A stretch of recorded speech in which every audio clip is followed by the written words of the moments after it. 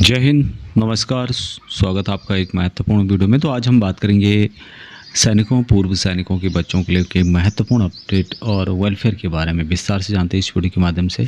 Channel को जरूर subscribe कीजिएगा यदि आपने नहीं किया है। और यहाँ पे आप देख रहे होंगे जो लेटर जारी किया गया, और ये army institute of management Kolkata की तरफ से जारी किया गया है। यहाँ पर इसका टेलीफोन नंबर भी दिया गया है, साथ में वेबसाइट भी दिया गया है www.eim.ac.in। 11 मई 2026 को लेटर जारी किया गया जिसमें जानकारी दी गई है admission to 4 year bachelor of business administration यानी कि BBA programme at army institute of management Kolkata.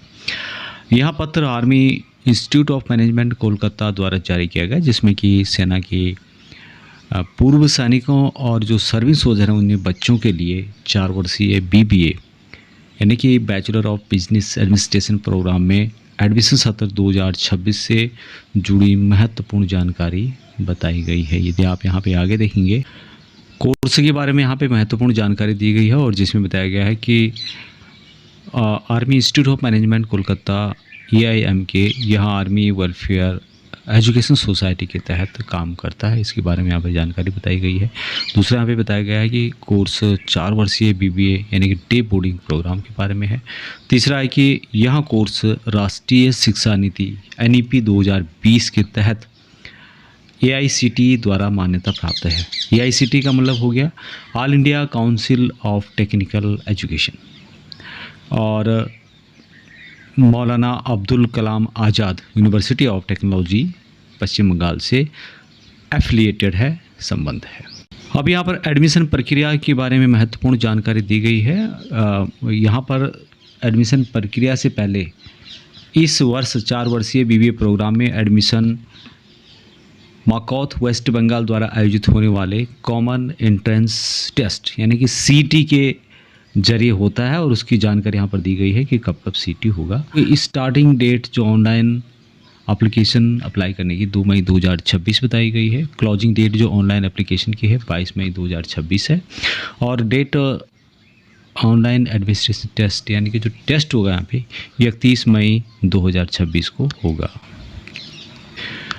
अभी आवेदन जो है करने की website CT home page link यहाँ पे दिया गया है, जो कि आप यहाँ पे देख सकते हैं। इस तरह का यदि आप यहाँ पे गूगल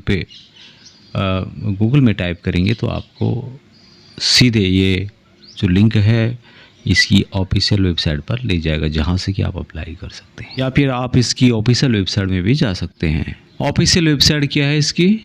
www.aim.ac.in। अब यहाँ पर इसके बारे में बताया गया है, लेटर के बारे में इंफॉर्मेशन को डिस्प्ले करने के बारे में।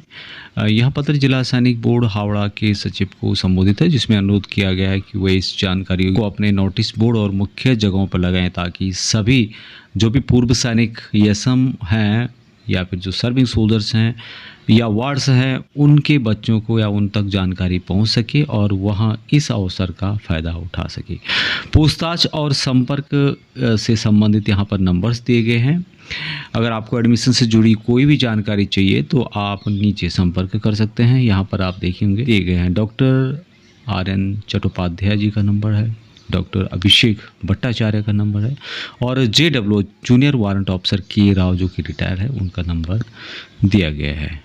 व्हाट्सएप ग्रुप का लिंक भी दिया गया है, जिसको आप स्कैन करके ग्रुप में जुड़ सकते हैं। पूर्व सैनिकों और सेवारत रक्षा कर्मियों के बच्चों को सीटों में आरक्षण और फीस दोनों में छूट दी जाती है, दोनों में प्राथमिकता उनको दी जाती है।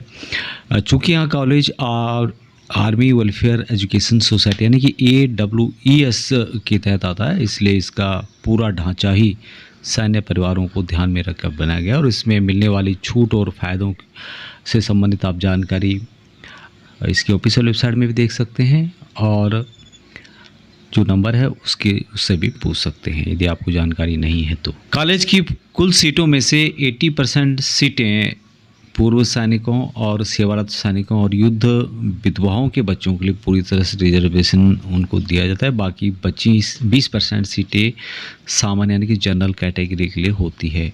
दूसरा है कि कंपटीशन यहाँ पे कम रहता है। इस रिजर्वेशन की वजह से पूर्व सैनिकों के बच्चों के लिए या सेवारत सैनिकों के बच्चों के लिए मेरिट लिस्ट में आना और एडमिशन पाना सामान्य छात्रों के मुकाबले आसान हो जाता है।